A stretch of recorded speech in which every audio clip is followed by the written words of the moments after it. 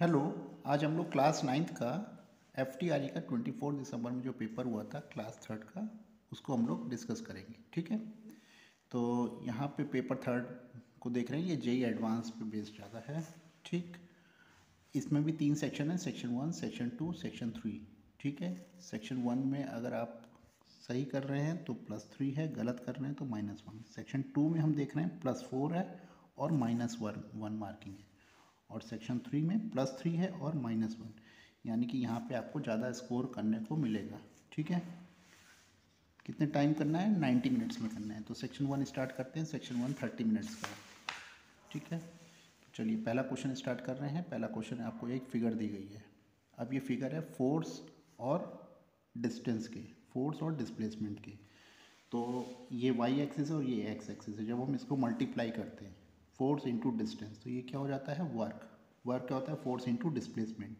यानी कि ये जो ग्राफ दिया गया है, इसका जो एरिया होगा, ये हो गई लेंथ और ये हो गई ब्रेड्थ। तो जो एरिया होता है, एरिया इज़ वर्क डन।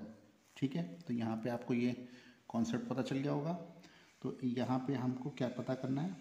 यहाँ पे एक फिगर दी गई है और ये पूछा गया है 0 से लेके 2 मीटर तक अगर हम चलेंगे, 0 से लेके 2 मीटर तक चलते हैं तो हमें कितना वर्क डन करना है। तो 0 से लेके जब 2 मीटर तक जाएंगे तो हमको एक ऐसे ट्रेपीजियम टाइप का मिल जाएगा, जिसमें एक ट्रायंगल होगा और एक रेक्टेंगल होगा। तो ट्रायंगल का एरिया हम जानते हैं half into base into height, और रेक्टेंगल का क्या होता है? ब्रेड्थ इंटू हाइट, है ना। तो हाइट यहाँ पे 5 है और ब्रेड्थ यहाँ पे 0 से 1 यानी कि 1 है, तो 5 हो गई। और यहाँ पे इस ट्रायंगल का area half into base into height करेंगे तो 2.5, तो कितना आ जाएगा? 7.5 जूल। 7.5 जूल। अब ये पूछा गया दूसरे में वर्क डन हमें बताना है। जब 1 से लेके हम 3 तक जाएंगे, 1 to 3 तक, तो कितना हम लोग चले हैं? 2 मीटर। 1 से लेके 3 तक कितना चले हैं? 2 मीटर। तो ये ब्रेड्थ हो गई 2, और लेंथ कितनी हो जाएगी? अप टू 5 तक जा रहे हैं फोर्स, तो 5 इंटू 2 इज़ 10, तो 10 जूल हो जाएगी। ठीक है, तो ये पॉइंट क्लियर है। से क्वेश्चन नंबर 2 में आ जाते हैं। क्वेश्चन नंबर 2 काफ़ी अच्छा क्वेश्चन है। ठीक है, यहाँ पे क्या गया? एक बॉल है जो ऊपर से नीचे गिराई गई है। 100 मीटर ऊंची बिल्डिंग है, वहाँ से गिराई गई है, और फर्स्ट 50 मीटर तक वो लेती है टाइम T1। फिर उसके बाद जब वो नेक्स्ट 50 मीटर ट्रेवल करती है तो टाइम लेती है T2। तो हम क्या जानते हैं? ऊपर से जब कोई चीज़ गिरती है तो इनिशियली उसका U क्या होता है? Initial speed 0। ठीक है, और जैसे जैसे वो नीचे गिरती आती है, ग्रेविटेशनल एक्सीलरेशन के कारण उसकी वेलोसिटी इंक्रीज़ करती आती है। तो फर्स्ट 50 मीटर गिरने में जो टाइम लगेगा, ठीक है, उसके बाद नेक्स्ट 50 मीटर गिरने में जो टाइम लगेगा वो क्या होता जाएगा? कम होता जाएगा, क्योंकि उसकी गिरने की स्पीड बढ़ती जा रही है। तो यहाँ पे अगर हम ऑप्शन देखेंगे तो किस में टाइम ज़्यादा लग रहा है? T1 टाइम डेफिनेटली ज़्यादा होगा और T2 टाइम कम होगा, क्योंकि वेलोसिटी बढ़ चुकी होगी। अब पूछा गया है कि T1 और T2 के बीच रेशियो क्या होगा। तो ये थोड़ा सा आपको बड़ा कैलकुलेटिंग और चैलेंजिंग है। जब आप इसको करेंगे तो आपको हमेशा इसमें मिस्टेक आएगी। ठीक है, तो इसलिए पहले से ही बता दे रहे हैं इसको, ये वैल्यूज़ ऐसी हैं तो इसको आप बहुत संभल के काम करेंगे। ये एक ही तरीके से सॉल्व हो सकता है। अगर हम 100 से ऊपर से नीचे गिरें तो 50 मीटर तक गिरने में हमें टाइम लगेगा T1। फिर दूसरा हम केस लेंगे जब हम 100 से गिरे और पूरा सीधे ज़मीन तक नीचे आने में टाइम लगेगा T। ठीक है, तो अगर हम T माइनस T1 कर दें तो हमें T2 पता चल जाएगा। ठीक है, पूरा गिरने में जो टाइम लगेगा और 50 मीटर तक गिरने में जो टाइम लगेगा, इन टाइम का डिफरेंस निकाल दें तो हम निकाल पाएंगे, अदरवाइज रेशियो निकालने में दिक्कत आ जाएगी। और फिर हम क्या जानते हैं? फॉर्मूला इक्वेशन ऑफ मोशन का जो है सेकंड इक्वेशन क्या है? H is equal to u t plus half g t square. ये हमने अप्लाई कर दिया फर्स्ट केस में, और फिर ये हमने दूसरे केस में भी अप्लाई कर दिया। ठीक है, और दोनों ही केसेस से हमने टी की वैल्यू निकाल ली। ये तो हो गया हमारा total time. This is total time. Total time के लिए हमने टी माना था, और जब 50 मीटर गिरे थे तो हमने टाइम T1 माना था। तो T1 और T2 कितना आ रहा है? T1 T2 T is equal to T1 minus T2। जब हम इसको सॉल्व करेंगे तो आ जाएगा 0.4 T1। ठीक है, तो इसका जो रेशियो हो जाएगा 1:0.4। 1:0.4 होता है 5:2 का रेशियो। तो 5:2 का रेशियो, फोर्थ का ऑप्शन ए होगा। जब आप अपने आप से करेंगे तो हो सकता है कि आपको प्रॉब्लम आ सकती है इसको करने में। ठीक है, तो थोड़ा सा आप इसमें अपने हाथ से इस क्वेश्चन को जरूर करिएगा। फिर ये नेक्स्ट क्वेश्चन है, the example are the water type of emulsion. ठीक है, which of the following example. ठीक है, तो इमल्शन जो होते हैं वो मिल्क होता है। मिल्क में क्या होता है कि पानी और घी, एक साथ इतना ज़्यादा मिल जाता है कि वो उनको अलग अलग करना मुश्किल होता है, ठीक है। तो इसलिए इसको क्या बोलते हैं, emulsion. Which of the following is homogeneous, तो इनमें कोई भी होमोजीनियस नहीं है। आइसोटोप, ये आपको बिल्कुल एकदम एनसीईआरटी का ही अपनी एक्सरसाइज का एग्जाम्पल ही दे दिया गया है, ठीक है। एटम है उसके अंदर आप दे सकते हैं नॉर्मल 3:1, ये भी वही आपका एनसीईआरटी का ही क्वेश्चन है, ठीक। तो केमिस्ट्री में कॉम्प्रीहेंशन 2। फिर आ रहे हैं कॉम्प्रीहेंशन में नेक्स्ट बायोलॉजी में 9th का ऑप्शन सी होगा एंड 10th का ऑप्शन बी होगा। ये इसको आप खुद भी देख सकते हैं। रेड ब्लड यहाँ पे भी कॉम्प्रीहेंशन है, तो ये इसका भी ऑप्शन बी होगा और इसका ऑप्शन 12th का सी होगा, ठीक है। चलिए, तो अब हम लोग आ जाते हैं नेक्स्ट पार्ट पे। नेक्स्ट पार्ट है सेक्शन 2, 30 मिनट्स का टाइम है, ठीक। अब यहाँ क्वेश्चन अच्छा है। यहाँ पे क्या दिया है, एक कार है जो एक्सेलरेट कर रही है, ठीक है। एक्सेलरेशन टाइम है अल्फ़ा, थोड़ी देर तक एक्सेलरेट करके चलती रही, फिर थोड़ी देर बाद क्या हो गया, ठीक है, फिर वो डी एक्सेलरेट करने लगी कांस्टेंट रेट से, और वो डी एक्सेलरेशन था बीटा से, मतलब अब कार ब्रेक लगाने लगी है, ठीक है। तो हम लोग मान लेते हैं कि v is equal to u plus a t से, तो हमने कितना चला, इनिशियल हमारी रेस्ट से चली थी, तो t1 टाइम हमें लगा होगा अल्फ़ा के एक्सेलरेशन से, तो t1 is equal to v upon alpha हमें लगा टाइम। फिर जब हम डी एक्सेलरेट कर रहे होंगे तो हमें कितना टाइम लगा होगा, t2 is equal to v upon beta लगा होगा, ठीक है। तो हमारा टोटल टाइम कितना लगा होगा, t1 plus t2 is t, तो ये हमने v अपॉन अल्फ़ा लिख लिया प्लस v अपॉन बीटा लिख लिया इज इक्वल टू t। तो v कितना हो जाएगा, v is equal to alpha beta upon alpha plus beta into t. तो फर्स्ट ऑप्शन तो हमारा क्लियर हो गया, ठीक है। अब हम देखते हैं द वेलोसिटी टाइम ग्राफ, कौन सा ग्राफ सही होगा। इसने क्या दिया है, आपका एक्सेलरेशन ज़्यादा है और डी एक्सेलरेशन कम है। तो जब आपका एक्सेलरेशन ज़्यादा होता है तो वो ग्राफ थोड़ा ज़्यादा ऊंचा होता है। तो यहाँ पे एक ग्राफ ये है अल्फ़ा का और एक ग्राफ ये है, तो ये ग्राफ थोड़ा ज़्यादा ऊंचा है, ठीक है। तो ये वाला हमारा ग्राफ हो सकता है। बीटा कम है, तो यानी कि यहाँ पे बीटा का स्लोप ज़्यादा है, यहाँ पे बीटा का स्लोप कम है, तो ये बी वाला ऑप्शन ज़्यादा लग रहा है। दूसरी चीज़ यहाँ पे जो क्या कहते हैं, आपका एक्सेलरेशन है वो कांस्टेंट है। जब कांस्टेंट होता है एक्सेलरेशन तो वो लीनियर ग्राफ होता है, स्ट्रेट लाइन। और जब अल्फ़ा कांस्टेंट नहीं होता, टाइम के साथ साथ कम या ज़्यादा होता रहता है, तो ये नॉन लीनियर ग्राफ्स होते हैं ऐसे, ठीक है। तो यहाँ पे हमारे अल्फ़ा और बीटा क्या है, कांस्टेंट है, इसलिए बिल्कुल स्ट्रेट लाइन होंगे। ऑप्शन बी हमारा यहाँ पे सही होगा। कॉम्प्रीहेंशन 2 को देखते हैं। कॉम्प्रीहेंशन 2 में 15 का बी होगा, ठीक है। यहाँ पे क्या है, डेंसिटी, कोई भी एक पत्थर है और उसको बर्फ़ के अंदर जमा दिया गया है, ठीक है, और वो पानी में तैर रहा है। जैसे ही बर्फ़ पिघलेगी वो पत्थर पानी के अंदर डूब जाएगा। अब पत्थर जब पानी में डूब जाएगा तो उसका वॉल्यूम क्या होता है, पत्थर का कम होता है, डेंसिटी बहुत ज़्यादा होती है, तो डेफिनेटली पानी का जो लेवल होगा वो गिर जाएगा, ठीक है। जब तक वो तैर रहा है तब तक तो पत्थर तैरता रहेगा क्योंकि वॉल्यूम ज़्यादा है। इसी तरह आप जैसे मान लीजिए लोहे का शिप है, अगर पानी पे तैर रहा है और उसी लोहे को अगर हम मेल्ट करके पूरा एक गोला बना दें और उसको पानी पे डाल दें तो पानी के अंदर डूब जाएगा, लेकिन उसका वॉल्यूम पहले से बहुत कम हो जाएगा। तो वो पानी क्या होगा, पहले से जितना हटा रहा होगा, अब वॉल्यूम जो पानी का लेवल होगा वो हमेशा गिरेगा ही, ठीक है। The ship do not sink in sea water because, ये तो सिंपल है। The weight of water displace by the ship is equal to that of weight of ship, ये होना चाहिए तभी ये बुयांसी में आर्किमिडीज प्रिंसिपल और बुयांसी आपने ये सब देखा होगा। तो 16 का बी ऑप्शन सही है। 17 का हम लोग यही पढ़ेंगे, केमिस्ट्री का सिंपल है। 17 का 132 और 18 का बोथ ए एंड बी, ठीक। यहाँ पे भी हम लोग देखेंगे 19 का डी है, ठीक। अब आ जाते हैं नेक्स्ट क्वेश्चन पे। नेक्स्ट क्वेश्चन हमारा क्या है, मैथमेटिक्स है। मैथमेटिक्स में 2 इक्वेशन दी गई हैं, ठीक। अब पूछा गया है हैज़ यूनिक सोल्यूशन। अगर यूनिक सोल्यूशन है तो ए और बी आपस में इक्वल नहीं होने चाहिए, ये दिया गया है। तो ये जब ए और बी आपस में इक्वल नहीं है तो इसको हमने यहाँ वैल्यू रख दी। तो वैल्यू रख के देखा तो क्या चीज़ नहीं होनी चाहिए, तो p की वैल्यू 4 नहीं होना चाहिए, तो डी हमारा ऑप्शन सही है। ये हमने कंपेयर कर लिया, ये हमारी लीनियर इक्वेशन थी, इसमें हमने a1 b1 c1 इनके कोएफिशिएंट हैं, इसके कोएफिशिएंट a2 b2 c2 है। और यहाँ दे रखा है कि अगर लीनियर इक्वेशन होगी तो ये बराबर नहीं होने चाहिए। किसके लिए, लीनियर इक्वेशन के लिए, यूनिक सोल्यूशन के लिए। तो कौन सा फॉर्मूला लगेगा, फर्स्ट वाला, ठीक है। फर्स्ट वाला फॉर्मूला लगा के देख लिया, p is not equal to 4।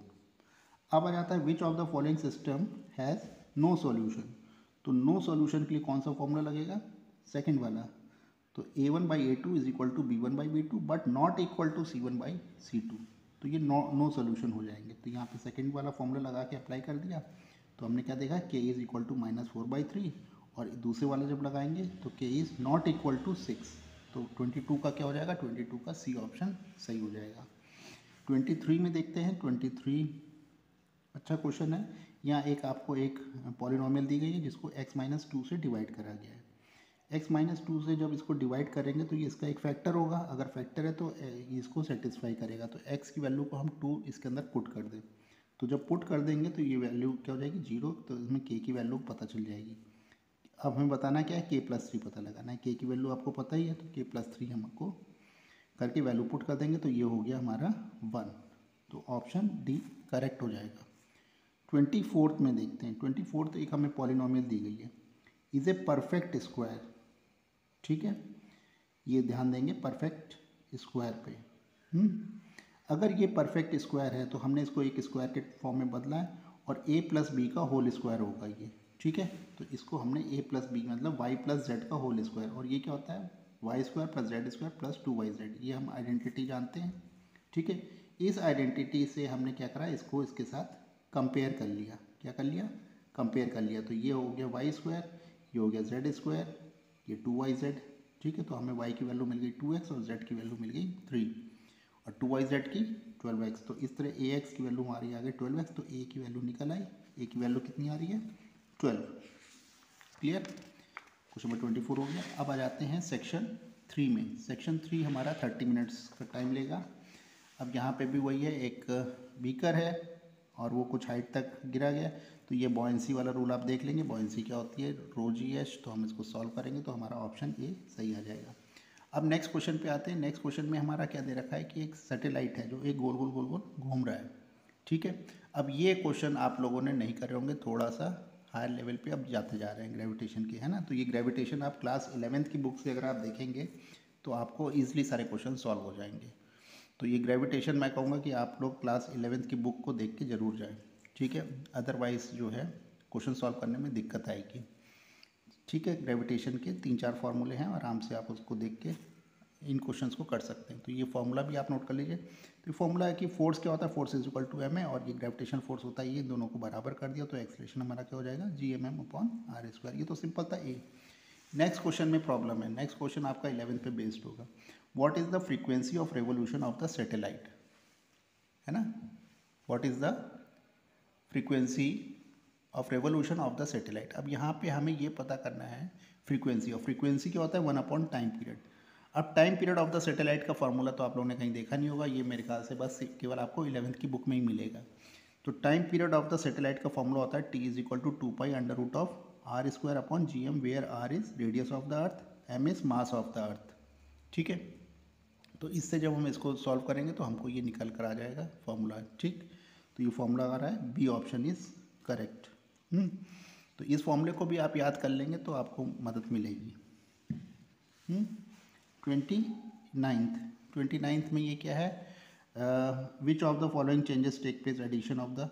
अब ये कह रहा है एल्युमिनियम सल्फेट को अगर मडी वाटर में, पहले ज़माने में हम लोग पानी को साफ़ करते थे, गंदे पानी को, क्योंकि फ़िल्टर नहीं होते थे तो हम लोग क्या करते थे, उसमें एलम डाल देते, फिटकरी। तो ये फिटकरी है एल्युमिनियम सल्फेट।